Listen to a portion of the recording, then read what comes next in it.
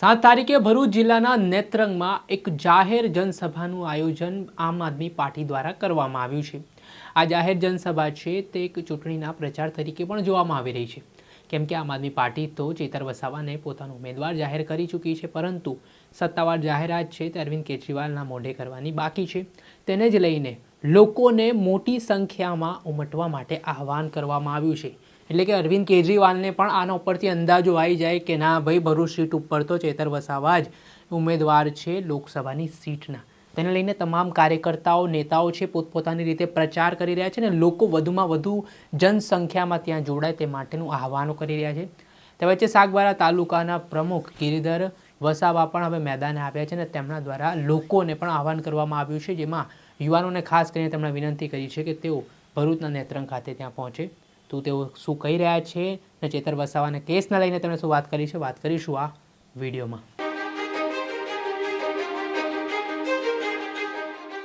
આમ આદમી પાર્ટીના ડેડિયાપાડાના ધારાસભ્ય ચેતર વસાવા હાલ જ્યુડિશિયલ કસ્ટડીમાં છે।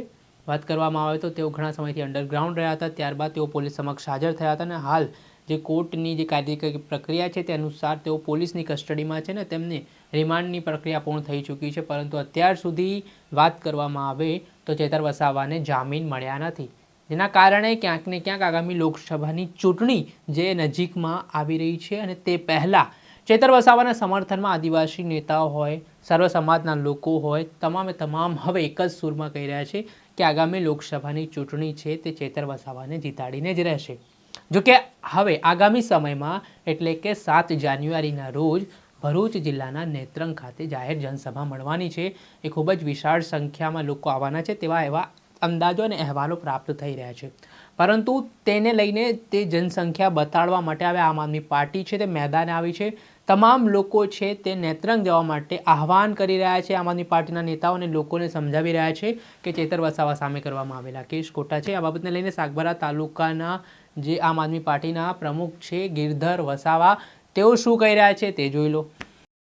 જય આદિવાસી, જય જોહાર મિત્રો।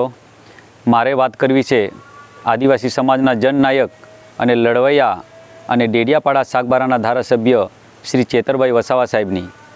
આપણે જાણીએ છીએ કે 1 વર્ષના સમયગાળામાં એમણે જે કામગીરી કરી એ દરેક સમાજ માટેની એમની જે કામગીરી છે એમાં જ્ઞાન સહાયક હોય કે પછી ખેડૂતો માટે હોય, આશા વર્કર બહેનો હોય, આંગણવાડી બહેનો હોય, યુવાનો માટે હોય, શિષ્યવૃત્તિ માટે, વિદ્યાર્થીઓ માટે હોય, તમામ જે કામગીરી છે એ આપણા સમાજ માટે અને દરેક સમાજ માટેની આખા વર્ષ દરમિયાન એમણે ઘણા બધા કામો કર્યા છે। પરંતુ દુઃખ સાથે કહેવું પડે છે કે આજે હાલમાં એમના ધર્મપત્ની 2 મહિનાથી ખોટા કેસમાં જેલમાં છે અને એ પોતે ધારાસભ્ય પણ જેલમાં છે। તો એમના સમર્થનમાં નેત્રંગ ખાતે દિલ્હીના મુખ્યમંત્રી અરવિંદ કેજરીવાલ સાહેબ અને એમની સાથે પંજાબના મુખ્યમંત્રી ભગવત માન સાહેબ આવવાના છે। તો મારે આદિવાસી સમાજના અને દરેક સમાજના આગેવાનો, યુવાનો, બહેનો, નાના બાળકો તમામને કહેવાનું છે કે આપણે પણ જ્યારે ગુજરાતમાં દરેક સમાજના લોકો ચેતર વસાવાના સમર્થનમાં આવતા હોય તો આપણા સમાજના લોકોની ફરજ બને છે કે આપણે વધારેમાં વધારે સંખ્યા નેત્રંગ ખાતે જન સમર્થન આપીને ચેતર વસાવાને મજબૂત કરીએ, એમના હોસલો મજબૂત કરીએ અને એ જ્યાં જેલમાં છે એની તાકાત વધે અને આગળ આપણા સમાજ માટે અને દરેક સમાજ માટે લડે, એ માટે આપણે વધારે ને વધારે સંખ્યા નેત્રંગ ખાતે આપણે જન સમર્થન આપીએ। ગિરધર વસાવા દ્વારા સરકાર પર પ્રહારો કરવામાં આવ્યા છે। કહેવામાં આવ્યું છે કે ચેતર વસાવાના પત્ની છે શકુંતલાબેન વસાવા, તેમને છેલ્લા 2 મહિનાથી પોલીસ અને સરકારે છે જેલમાં ગોંધી રાખ્યા છે, પરંતુ તેમનો આ કેસથી કોઈ લેવા દેવા છે જ નહીં, છતાં પણ તેમને આવી રીતે જે છે જેલમાં નાખી દેવામાં આવે છે। અને વાત આટલી ન થતાં તેમણે આ વાત પણ કહી હતી કે આમ આદમી પાર્ટીના ધારાસભ્ય ચેતર વસાવા પણ પોતે હાલ જેલમાં છે। તેમના સમર્થનમાં યુવાનોને તેઓ અપીલ કરી રહ્યા છે અને તમામ સમાજના લોકોને કહી રહ્યા છે કે મોટી સંખ્યામાં તેઓ છે નેત્રંગ ખાતે પહોંચે।